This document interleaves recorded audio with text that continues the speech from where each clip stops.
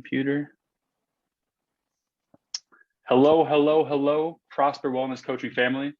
I am Coach Trevor, head coach at Prosper, and today I have with me Mr. Tyler Sherman. Today, Tyler is going to tell us, of course, about himself, but also about his journey with Prosper Wellness Coaching. Prosper. So Tyler, before we kind of get into that story, I would love if you just told us a little bit about you. Who are you? Where are you from? What do you do? Because I'm sure anybody watching this is like, who are these people? So go ahead, Tyler. Sure. So I'm from California, where I am right now, down in Southern California. I am a lawyer, and throughout college, in high school, I was really active. I played water polo, was super fit, fell out of water polo and sports when I went into college, but I was still pretty skinny. Then when I went into law school, that all changed. I was eating bad, wasn't working out like I should, and I'm not that tall of a guy, so the weight didn't look good, it didn't feel good. And by the time I graduated law school, I was probably about 175, 178. Started trying, mostly failing, lost about 10 pounds on my own. And that's when I started with Trevor, probably about 165. And I still work full time as a lawyer, very busy with a trial schedule. But I've managed to keep the weight off, and with Trevor and Prosper, lost about 40 pounds, and I'm hovering around permanently, hopefully, around 135. Right. Awesome. So I think, like a lot of people watching this, I think one of the things we identified early is that you were busy. I memean, obviously I'm not a lawyer. I couldn't tell you what that's like, but I mean, I would imagine that comes with obviously a lot of work, a lot of things outside of work. I mean, I remember that being one of the first things we talked about is you got a lot going on. So, I mean, tell me about that. How many hours do you think you work in a normal week? So it has varied. When I started with you, I was working with in a government position, and continued in that in a different government position while we were working together. So my hours were a little more set, but I always took work home. That's what I remember. I was always working late, whether that was attributable to me messing around during the day or just being busy, full time plus, right? So typically when I went to the gym, it would be late, or I wouldn't have time to plan my meals for every day of the week rather than just, day by day at a time. And now that I'm working for a law firm, a private, where I got billable hours to meet, it's probably closer to 80 hours plus a week, especially leading into trial. So it's a lot of work, but happy to have had the skills that we developed together. Very cool. And I want to look to, just before we started working together, I obviously, like you had mentioned, you were an athlete and you had that background, but some of those skills maybe didn't transfer just into like that normal life. What was it like trying to get some of that weight off before we had met you?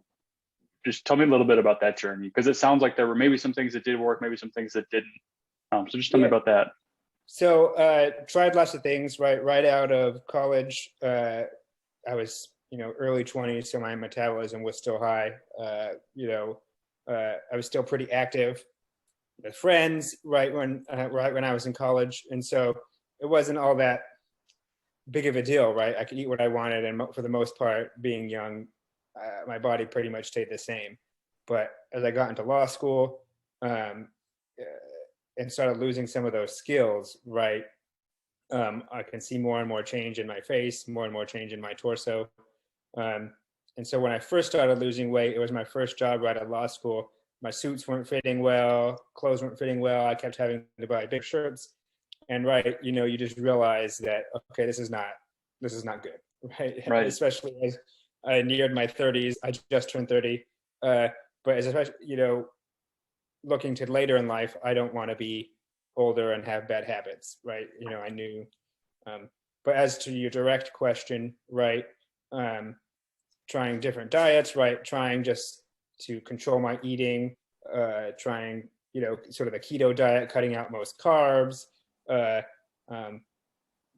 focusing mainly on cardio, or right, convincing myself that running a mile, a couple times a week is going to be enough when I'm still eating like shit. Excuse me, can I say shit? Yeah, I think you're okay. Now now I've got to put a parental warning on this, and that there goes Yeah, the testimonial. yeah. But no. Trigger warning, parental language warning.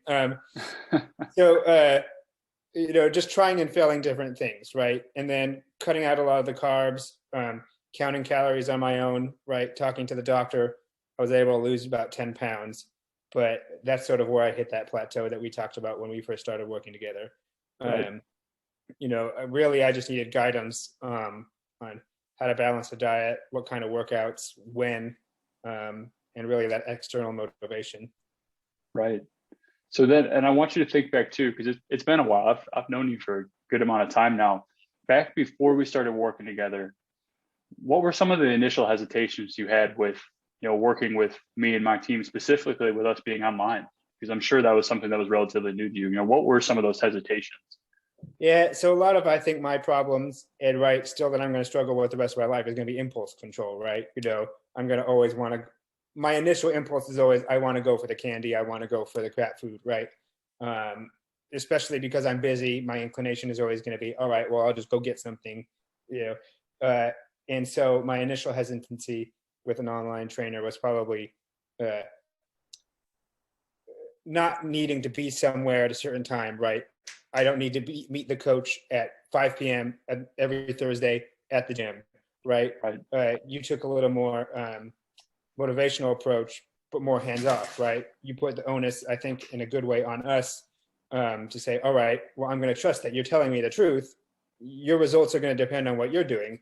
Right. Uh, and I think that was my hesitancy, right?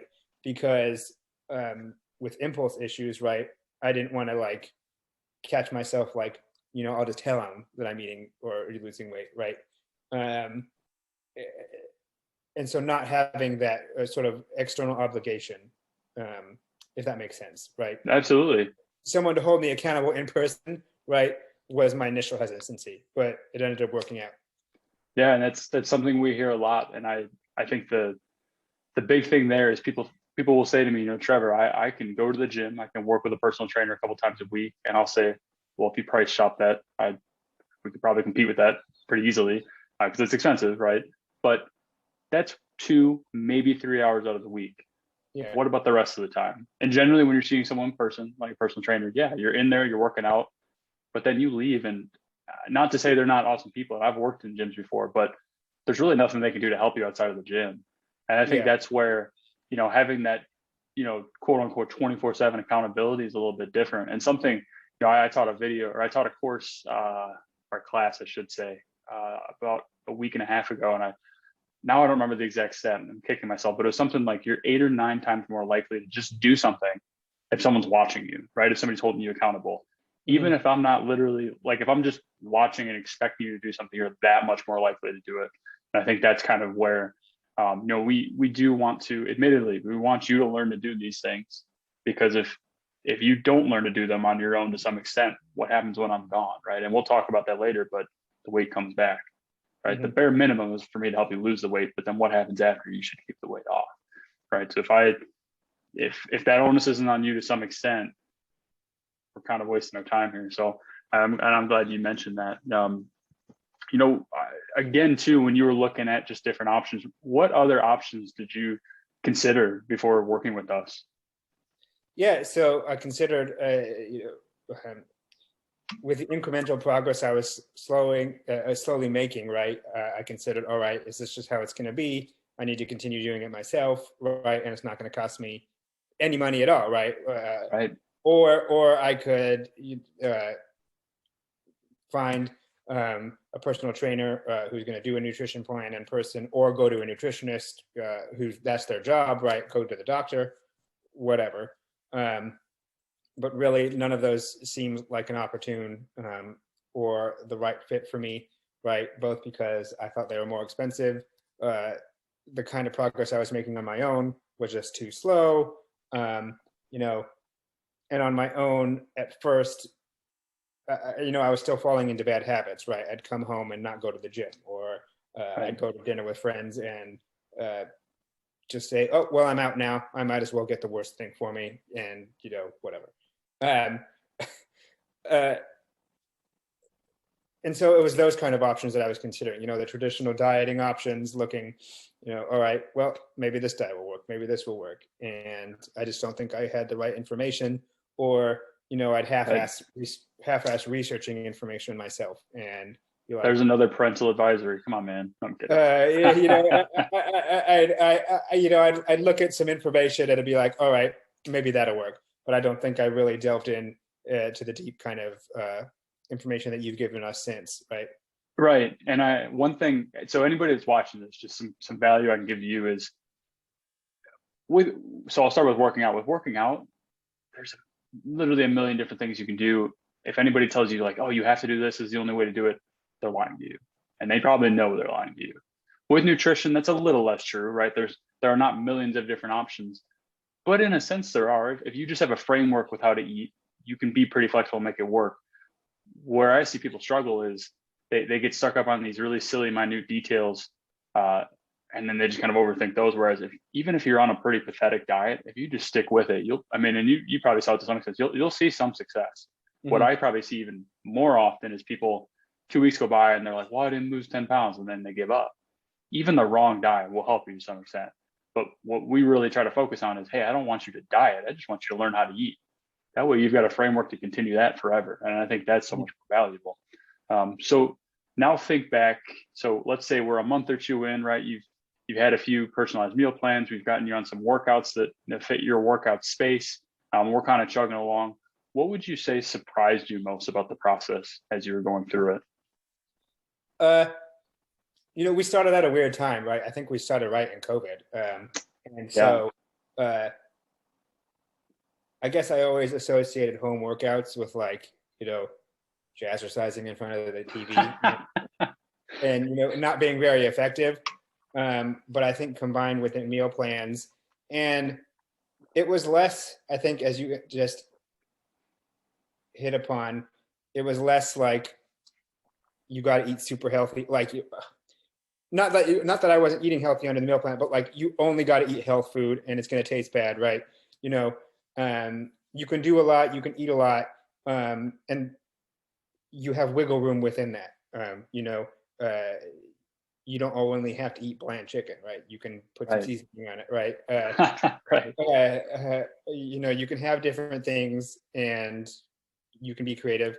But what really surprised me is how effective the home workouts could be, how easy they were to fit in, right? I just had a pair of weights at first before investing in other things. And you can do a lot with that, right? You can do a lot. You can do push-ups, you can do weight lifts, and then you can go running, right? You don't have to just do one thing. And I think, while that is probably obvious, it's not something people think about. Yeah, no, and I think even for me personally, I think COVID kind of pushed me from a programming standpoint and from structuring workouts to realize that, we had clients who had a gym membership one day and the next day all of a sudden had access to nothing. And we had to find a way to make it work. And while that was probably scary for a week or two there, for me personally, it really made me realize, hey, even if somebody has zero equipment, we'll always find a way to make it work. There's a lot that can be done with the human body. Now you just throw in a couple of bands or some dumbbells. Oh my goodness. Now using a gym almost feels unnecessary. I don't go to the gym anymore because of how easy I realize it is to train with just a few simple things at home. So I think that's a really cool point. And I do remember that I think you came on with us right at the beginning of COVID too. It was a very inevitably a very stressful time for everybody. So that was just an interesting time. Okay. So then we go through the process. Tyler, you had a ton of success. And I want to make this abundantly clear. I didn't have the success you had the success, right? We were with you as part of this journey, and I'm very proud and honored to have been there with you. But at the end of the day, you made it happen. You lost the weight. You did the workouts. You ate the food. We were just simply part of it, kind of holding your hand along the way, but you made it happen. So then after you lost that weight, there always comes that point where, we mutually decided, hey, you've kicked butt. You really don't need us anymore. And don't get me wrong. I still consider you like family to us, and I'm always here, but we mutually agreed, hey, you've had your success, now go live your life. It's been some time since then. Tell me how the last few months without us have been. Good. Transitioning into a new job was hard, right? I didn't have, moving. This last couple of weeks, I've been preparing for trial. I've been in court. And I think that is really when it hit home for me that I don't have the kind of structure that I did, right? And not being at home, being in a hotel all week, right? I don't have access to home cooking. So I think that was the test of my skills, right? And while I've sort of realized it over the last year and a half, 2 years that we worked together, I think it was like a year and a half, 2 years, right? Yeah. That you don't got to be perfect 100% of the time. Not possible these days to be perfect 100% of the time, right? So it's making wiser choices, and you can find good things at a restaurant, right? You can go for a chicken sandwich rather than fried food. You can eat a salad that's still tasty and be just as full, right? Um, you can afford yourself some leeway, and it's just making wiser choices. And I think the structure that you gave us, the motivation that you gave us, and me um, has given me the skills. And I think maybe mind frame is a better, right? It's a lot easier just to say, all right, I don't need this other food that is going to give, taste good, but I'm going to feel gross afterwards, right? Right. That's where it comes down to for me. I would totally eat pizza 100% of the time if I could, but that's probably not the best choice. Right. And I think also working together has forced me to expand what I eat, right? Meaning, I'm not a huge fan of tomatoes, but I've incorporated that into my diet. So you can open yourself up to variety and still be satisfied with what you eat. Right. It's such a weird realization going to the fact that I don't know. I don't know how to explain it eloquently, but for me, it's like you sort of realize, all right, yeah, I really want this pizza or this candy or this ice cream. And sure, once in a while, that's cool, like totally cool. But it's going to give me a few minutes of happiness compared to how I'm going to feel long term going on. And that is the way I motivate myself going forward. And I think that's a Yeah. skill that I took from working with you guys. So we need to like coin a term for it or something, because this is something that I mentioned this to people, a lot of people when they come on and they're newer with us, they'll say, I'm struggling with craving pizza, ice cream, fried foods, whatever, maybe everybody's got something where they really crave it.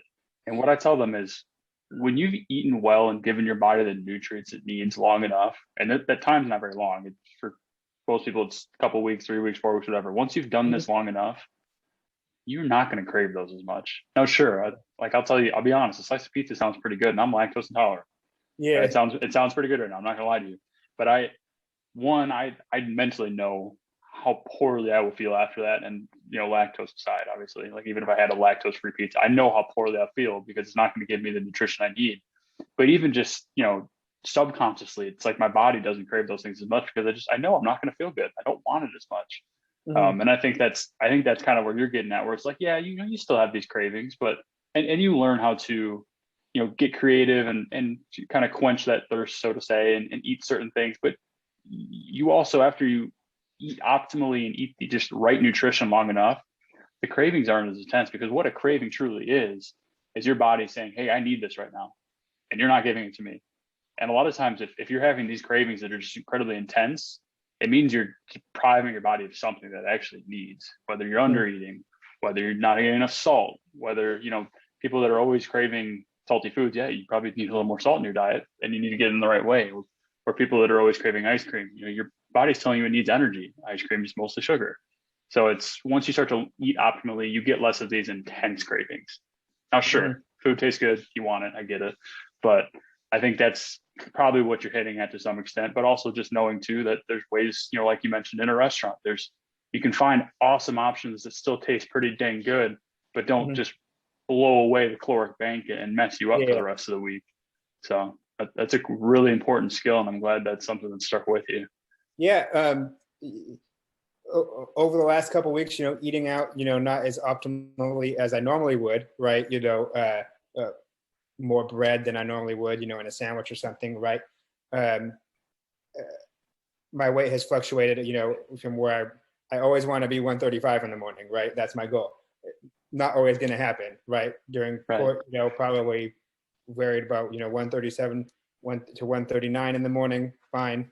But now that I'm home, I'm back on track, right? And I feel, whereas before I would have been completely derailed by interruptions, right? Now I'm able to get back on track. And interruptions, whether it's traveling, whether it's job, are always going to happen. And I think the biggest skill set, more than anything, I took from you is not letting that derail any good skills that I've developed. Right. And I should have prepared it. I'm kind of kicking myself now, but if you look at your weight graph over time, right, it's not some perfect line down. There's moments where it pops up. There's moments where it plateaus for a little while, and it's learning how to deal with those things, because it's everybody can eat well and exercise when their weight is just perfectly responding. Life happens.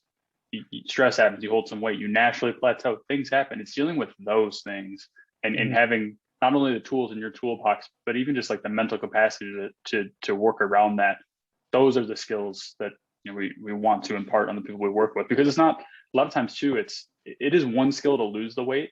It's actually an entirely different skill to maintain that weight, because just weight loss, that's one thing, right? Eating in caloric deficit, getting a certain amount of exercise, doing these things. Now learning how to maintain a certain weight, because we got you about to your goal, and then we spent some time working on that too. That is a different skill set. And a lot of people miss that. They'll, for however they decide to do it, they'll lose weight, but they don't know how to stay there. And then they just, bounce up and down and gain a lot of the weight back. And I'm glad that's a skill set you have, because there's no doubt in my mind that whatever weight you decide you want to be at and that you're happy at, there's no doubt in my mind you'll stay at that, because you have that skill set and you know how to do it. Yeah, I remember, probably in 6 months increments, right? There was those few months where I'd plateau at 150, and I was complaining that Trevor, I'm not breaking 150, and then I got down finally 147 one morning, right? I'm like, okay, I could do this. And then a few months later, it's like, all right, well, now I'm not breaking 142. Trevor, this is not working for me. I've been at 142 for 3 months. What am I doing? Right. And then finally, your body starts responding, to whatever you're doing, to the meal plan, to exercising, stress, whatever it may be. Right. And it can happen. And then I remember I got down to, hovering around 132, 135. Right.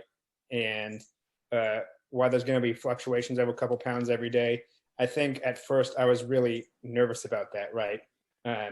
Your body's going to retain more water one day, you're going to drink more water the other, right? So you're never going to be, you're not always going to be the same way. And I think I got really upset at that at first, because it was a sign to me that I was gaining weight, but it's not necessarily, right? You're just responding naturally. And I think accepting that was a big part of me being able to maintain the weight. Yeah, that's a huge win. And anytime you're hitting plateaus too, there's two things that a good coach can do for you. The first is, hey, it's okay. It's a plateau. This happens, right? Even if you do things perfectly, you hit plateaus. That's normal. And they can give you that accountability, but also just that encouragement to keep showing up for yourself, keep doing what you need to do. The second thing then is, at some point, if you're on a plateau for too long, yes, there are levers that need to be pulled. There's slight knobs that need to be twisted. Now, first, even if you're going on this journey alone, I think everybody needs to know this. A lot of times, if you hit a plateau, you need to stick through it, right? You need to keep going. You need to just continue. A lot of times people will hit a plateau for like a half a day, and then they're like, oh, I need to change everything. No.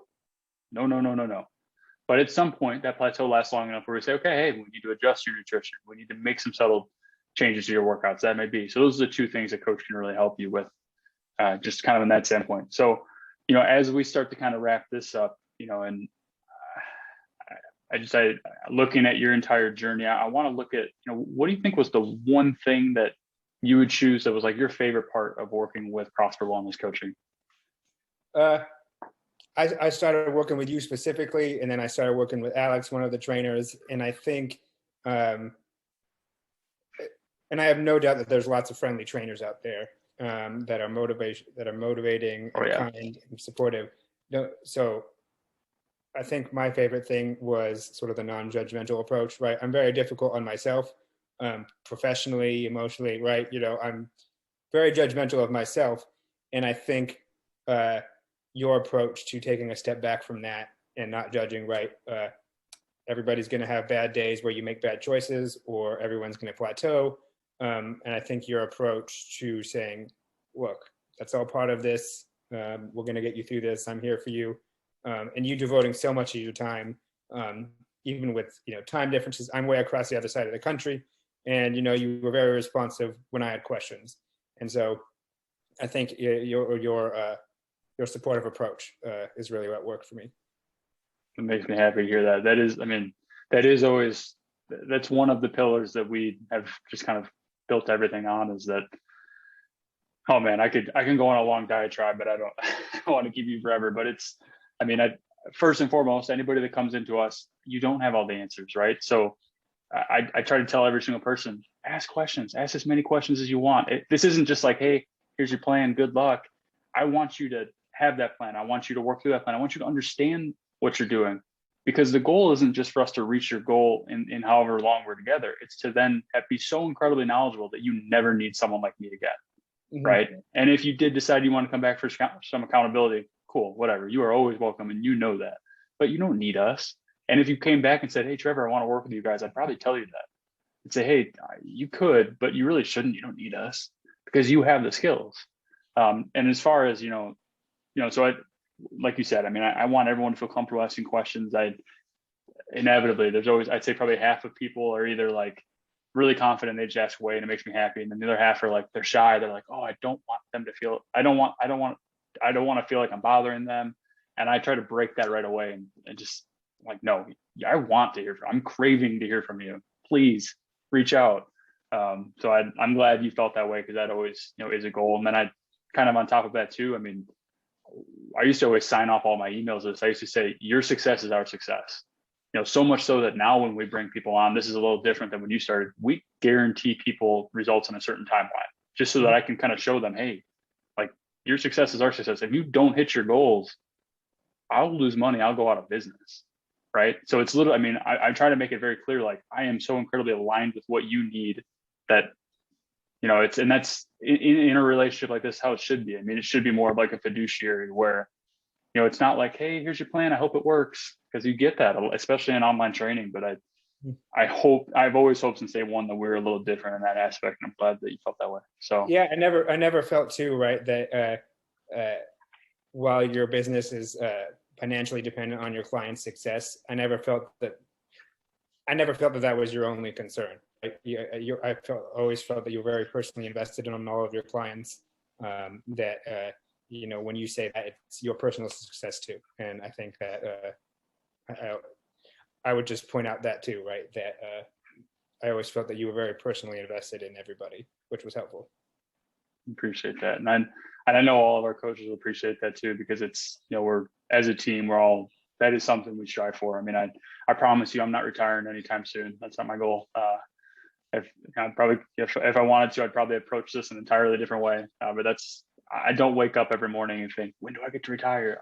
I wake up every morning and think to myself, who do I get to invest in? Whose life do I get to change? Who do I get to help become a better version of themselves? And that is why I still do this over 7 years later and still have that same, like, oh, I get to do this. It's, yeah. I hope everybody gets to have this fulfilling work as I do. I know that most people don't. It does make me a little sad, but I know I'm a lucky person. So we really did go, from the beginning to kind of where you're at now in your journey. Is there anything that, you'd like to add or comment, or anything you feel like I missed that, if there's something out there that, like, if you were watching this before you were, starting as a part of our family, what would you have wanted to hear to maybe, silence some doubts that you might have, or even encouragement to somebody that's already started and they're in the early process? I mean, what advice would you have to them?